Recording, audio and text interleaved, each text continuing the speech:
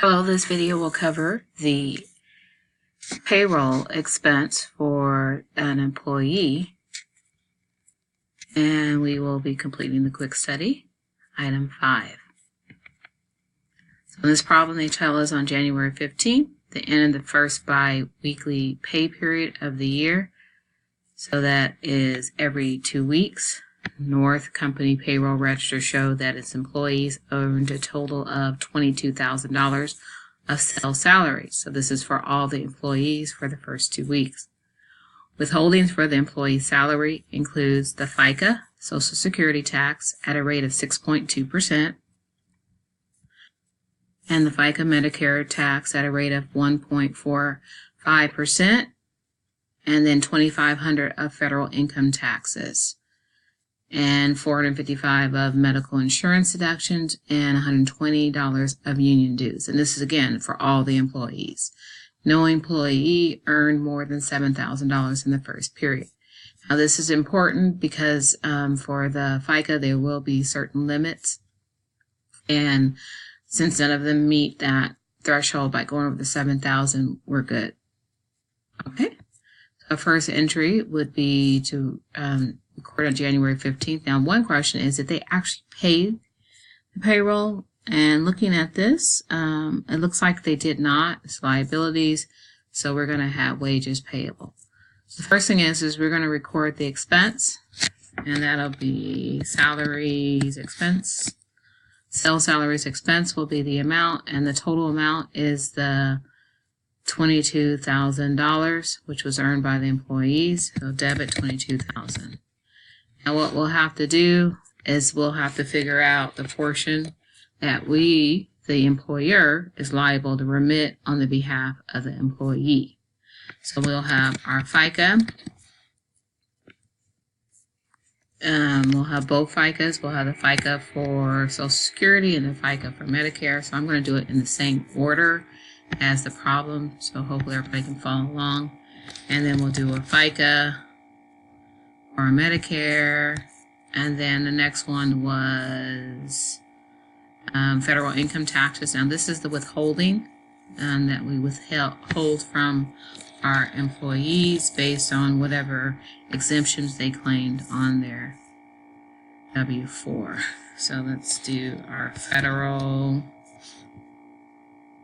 employee federal income tax payable, and then the next one is our medical insurance. So they have medical benefits, so we're going to go ahead and pay on their behalf for the portion that's coming out of their check. Employee medical insurance payable, and then the last part, the union dues. So these are all the items that we are withholding from the person's paycheck, because everyone knows whatever amount you agree to work for, that's not the amount you're going to receive, because they have all those deductions that are coming out of your paycheck. And then anything left over, the net pay, will go to wages payable, or sales, salaries. Let's see, salaries payable. I don't know which account it is. So sales salaries payable. That's still not the right account. I'm looking for the payable. We already recognize expense. Let's try that again. Sales, our salaries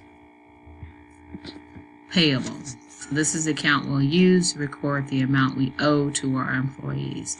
The other amounts are going to be paid on the employee's behalf directly to the agency that we're collecting from.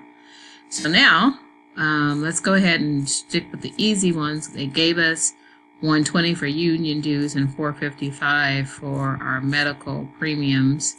Let me go ahead and put that in. $120 for union dues and $455 for our medical premiums, and then $2,500 for the withholdings. Again, we can't calculate this amount. This is based on what the employee filled out on their marital status and their exemptions and so forth. So they calculate it for us. Now the two that we can figure out is we're going to use this rate, which is 6.2%. So we're going to take out our calculator, and let's see our calculator. So our calculator will have 0.06 2. That'll be our percentage, and we're going to multiply it by the gross wages of $22,000. And we're going to get, let's see, $1,364. So that's the amount we'll put in for the Social Security. I forgot the number already. 1364.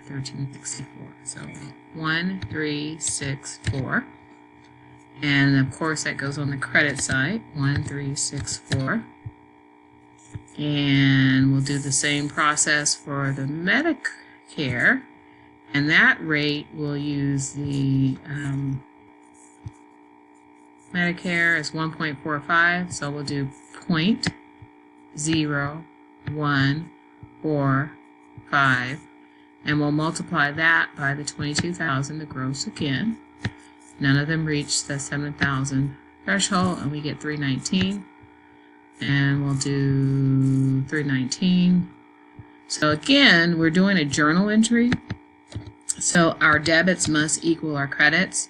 So what you'll have to do next is add up all of your credit amounts and then deduct that from the 22,000, and that plug figure will be the net pay, salaries payable.